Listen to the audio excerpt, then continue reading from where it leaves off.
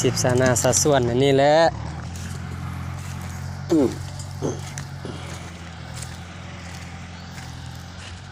แต่ละมือแต่ละวันก็มีแต่หากินหาอยากแบบสุจริตบ่ได้เอาหลักเอาเปรียบพื้น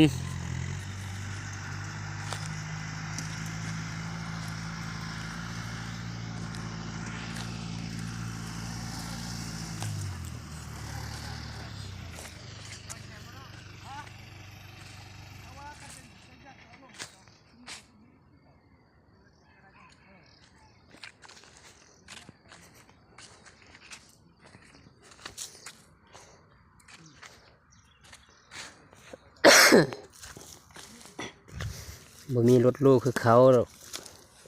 เขาพอใจกับสิ่งที่เขามีนี่ดอกน้อยก็หาเก็บมันต้นหาเก็บจิโร่จินายแค่สวนนี่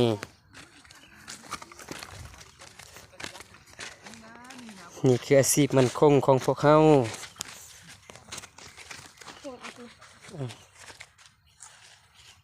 ออกนางออกเลยโอ้ยยุ่ม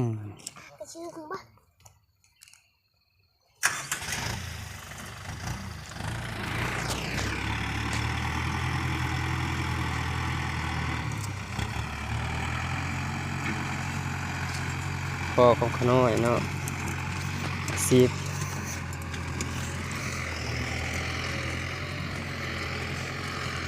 มีกับน้องไผ่อยู่รุ่มกับแม่